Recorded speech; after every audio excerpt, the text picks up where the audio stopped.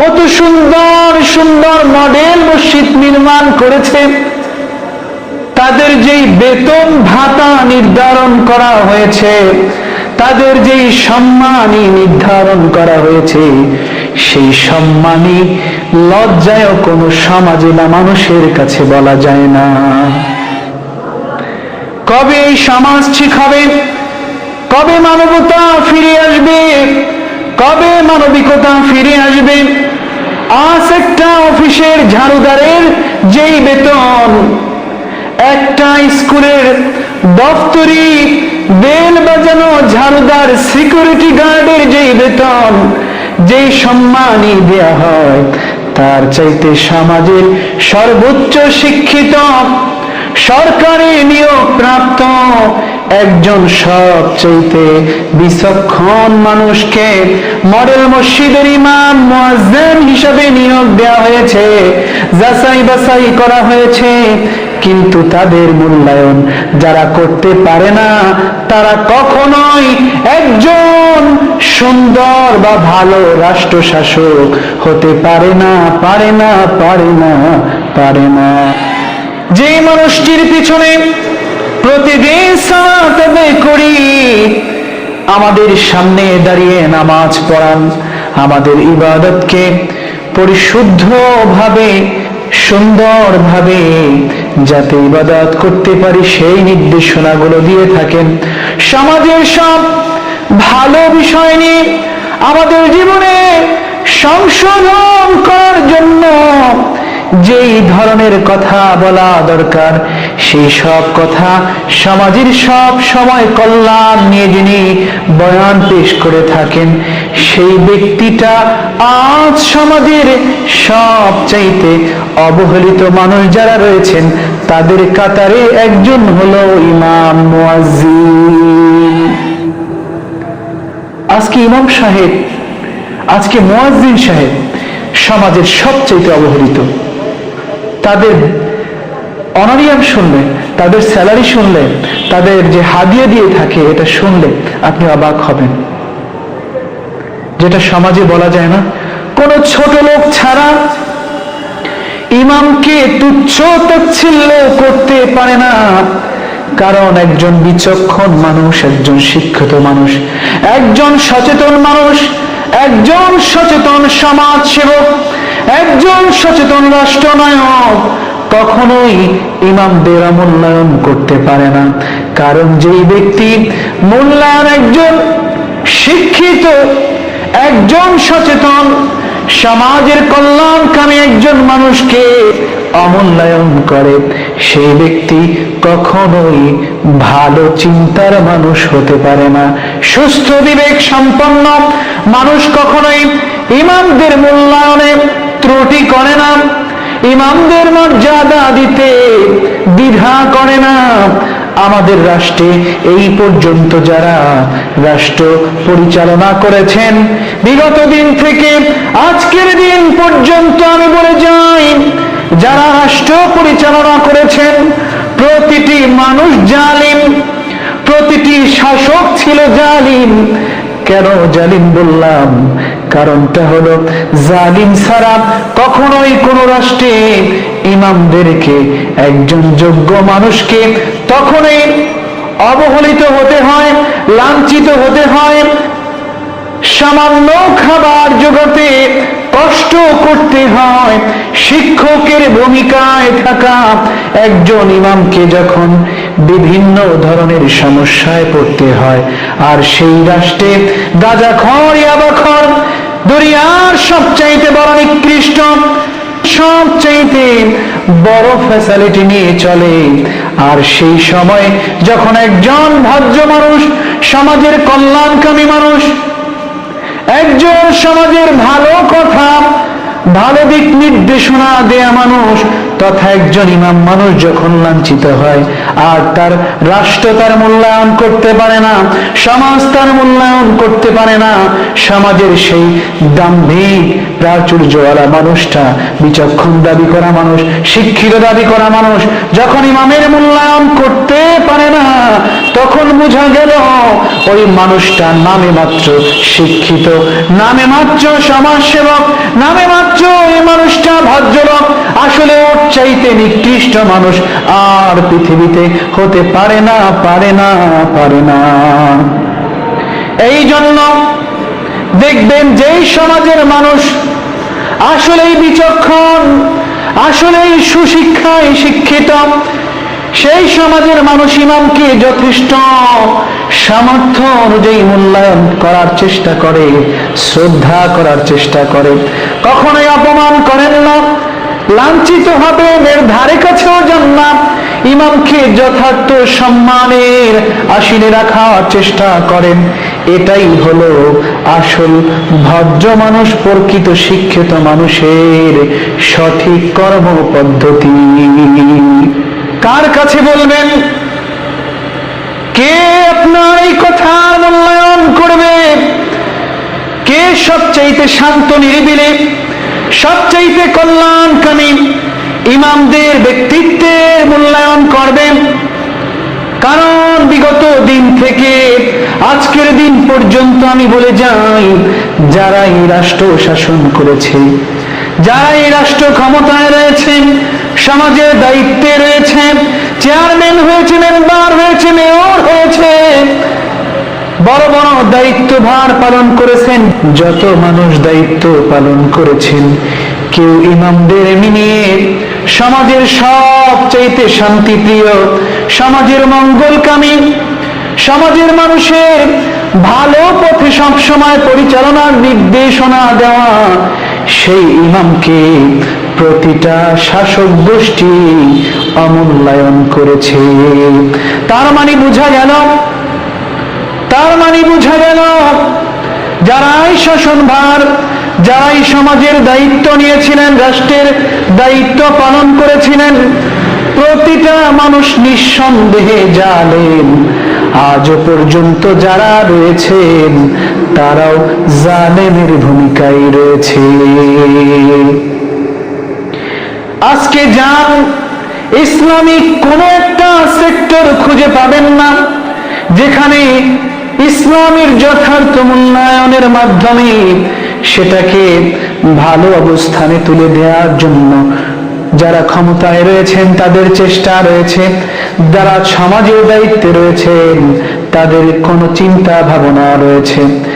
আপনি বাইতুল মোকাররমে যাবেন এবং যারা সরাসরি বাইতুল মোকাররম তথা বাংলাদেশের জাতীয় মসজিদে গিয়েছেন, সেখানে গেলে দেখবেন বাইরের সৌন্দর্য তো নাই, ভিতরে এমন অবস্থা মনে হয় এই মসজিদে ঝাড়ু দেওয়ার মতো একটা লোক খুঁজে পাওয়া যায় না। বাংলাদেশের জাতীয় মসজিদের যদি এই অবস্থা হয়, আমাদের দেশের ছোটখাটো মসজিদ নিয়ে কথা বলে আর কি লাভ? যাদের নিজেদের মাঝে ধর্মীয় অনুভূতি নাই, যাদের ধর্মের জন্য মায়া নাই, মমতা নাই, ভালোবাসা নাই, তাদের কাছে এই সব কথা বলার না বলা সমান। মনে রাখো, জালিম হতে সময় লাগে না, জালিম হওয়া খুব সোজা কাজ, কিন্তু ধর্মভীরু, আল্লাহ ভীরু একজন পরহেজগার শাসক হওয়া বড়ই কঠিন। মানুষের হৃদয় জয় করা, ধর্মীয় অনুভূতি মুসলিম দাবি করে ধর্মের অনুশাসন মেনে ধর্মের মূল্যায়ন করা একজন শাসক হওয়া বড়ই কঠিন। কিন্তু আমাদের দেশের শাসকগণ সেই মন মানসিকতা থেকে অনেক বেশি দূরে। আপনার বড়ই কষ্ট লাগবে, কত সুন্দর সুন্দর মডেল মসজিদ নির্মাণ করেছে, তাদের যেই বেতন ভাতা নির্ধারণ করা হয়েছে তাদের যেই সম্মানই নির্ধারণ করা হয়েছে, সেই সম্মানই লজ্জায় কোনো সমাজে না মানুষের কাছে বলা যায় না। কবে এই সমাজ ঠিক হবে? কবে মানবতা ফিরে আসবে? কবে মানবিকতা ফিরে আসবে?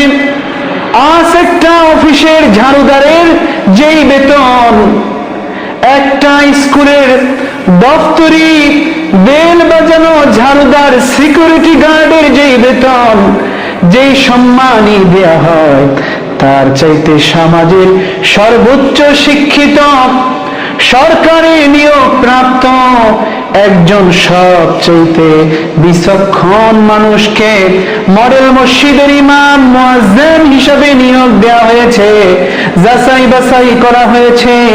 কিন্তু তাদের মূল্যায়ন যারা করতে পারে না, তারা কখনোই একজন সুন্দর বা ভালো রাষ্ট্র শাসক হতে পারে না, পারে না, পারে না, পারে না। যারা এমন সুন্দর মানুষগুলোর মূল্যায়ন করতে পারে না, তারা যতই ভালো মানুষ দাবি করুক, আসলে তারা ভালো মানুষ নয়, বরং ভালো মানুষ রূপে সেজে থাকা একটা নিমক হারাম তথা শয়তান।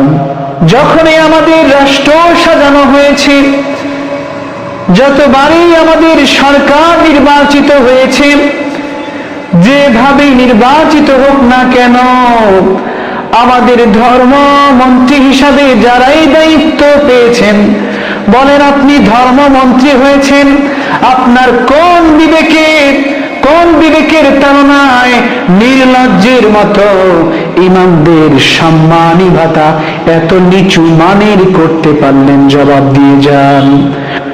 কত ধোঁকাবাজ মানুষ, কত পথভ্রষ্ট মানুষ, জালিম প্রকৃতির মানুষকে বিভিন্ন পদে তোমরা নিয়োগ দিয়ে তাদেরকে লাখ লাখ টাকা বেতন দাও, রাষ্ট্রের প্রতিনিয়ত ক্ষতি করে, রাষ্ট্রের বিরুদ্ধাচরণ করে, রাষ্ট্রের মাল চুরি করে, সেই মানুষদেরকে লাখ লাখ টাকা বেতন দিতে তোমার দ্বিধা করে না, তোমার দেখা লাগে না। কিন্তু সমাজের উপকারী, সমাজের কল্যাণে নিহিত যেই মানুষ 24 ঘন্টা কাজ করে, ধর্মের সকল নিয়ম কানুন মেনে মানুষকে নিয়ম শৃঙ্খলার মধ্যে রাখার চেষ্টা করে, আহ্বান করে, সেই মানুষটিকে তোমার সামান্যতম চলার মতো একটা বেতন ভাতা সম্মানী দিতে তোমার লজ্জা করে। তুমি তো আসলেই মানুষরূপী একটা শয়তান। তুমি ধর্মমন্ত্রী নামে কলঙ্কিত একজন মন্ত্রী। তোমার যদি বিবেক থাকতো, কখনোই তুমি সামান্য বেতন এই জাতির সামনে তুলে ধরতে পারতে না। এই জন্য সব মানুষ বাংলাদেশে মুসলিম দাবি করে, ধর্ম মেনে চলে। আমাদের দেশে আলেম ওলামা পীরের অভাব নাই, কিন্তু আলেমদের ওলামাদের সম্মান নিয়ে কথা বলার মানুষ এই বাংলাদেশে নাই। এটা বড়ই আমাদের জন্য দুর্ভাগ্য। আপনি ধর্মমন্ত্রী হয়েছেন, রাষ্ট্রের সবচেয়ে মর্যাদাপূর্ণ দায়িত্ব পেয়েছেন, আপনি যে আলেমদের মূল্যায়ন করতে পারলেন না, আপনার কি মনে হয় না একদিন আল্লাহর কাছে আপনার জবাব দিতে হবে? পরিবার নিয়ে সামান্য সচ্ছল ভাবে চলার একটু সহযোগিতা পাবেন, কিন্তু আপনি যখন আপনার স্বার্থ টিকানোর জন্য আপনি সেই বাতিলদের সাথে মিশে গিয়েছিলেন, ইমামদের কথা ভুলে গিয়েছিলেন, কাল কিয়ামতের ময়দানে এই আলেমরা যদি বিচার নাও দেয়, তবুও তাদের এই যে প্রতিনিয়ত কষ্ট পাচ্ছে, কষ্ট নিয়ে জীবন যাপন করছে, এর জন্য আপনাকে আল্লাহর দরবারে অবশ্যই জবাব দিতে হবে। সাবধান, সাবধান হয়ে যান। আল্লাহ কিন্তু কাল কিয়ামতের ময়দানে আপনার যারা অধীনস্থ ছিল তাদের প্রতি আপনি ঠিকঠাক দায়িত্ব পালন করেছিলেন কিনা সে সম্পর্কে আপনাকে জিজ্ঞাসাবাদ করা হবে। সেদিন কি জবাব দিবেন? আপনার আপনার এই ফুটানি, আপনার এই ধর্মমন্ত্রীগিরি দিয়ে পার পাবেন না। সময় থাকতে আলেম ওলামাদের মর্যাদা দেওয়ার চেষ্টা করুন। আমার এই কথা যদি রাষ্ট্রীয় কোন মাধ্যমে যদি সরকারের কানে চলে যায়, আমি সরকারের কাছে দাবি জানাই, আপনি যদি মুসলিম হিসেবে নিজেকে দাবি করেন, আপনি যদি মুসলিমদের প্রতিনিধিত্ব করে থাকেন, আর এটা যদি হৃদয়ে আপনি বিশ্বাস করেন, তবে আলেম ওলামাদের মর্যাদা দেওয়ার জন্য দ্রুত ব্যবস্থা গ্রহণ করেন। আজ যেই লজ্জাজনক সম্মানী জাতির কাছে পেশ করেছেন ইমামদের জন্য, মডেল মসজিদের এই সুন্দর স্থাপনার এত বড় দায়িত্বশীল, এত বড় মর্যাদা পূর্ণ আলেমদের অসম্মানজনক যে আপনি একটি বেতন নির্ধারণ করেছেন, সম্মানই নির্ধারণ করেছেন, এইটা পরিবর্তন করে যেই সম্মানই দিলেন আলেমদের মর্যাদা থাকে, পরিবার নিয়ে একটু শান্তি সুখে কাটাতে পারবে, এমন একটি সুন্দর সিদ্ধান্ত নিয়ে জাতিকে গর্বিত করবেন। আমরাও আপনার সম্মান দিয়ে আল্লাহর কাছে দুই হাত তুলে যেন দোয়া করতে পারি, সেই রকম রাষ্ট্র শাসক হিসাবে আমরা আপনাকে দেখতে চাই।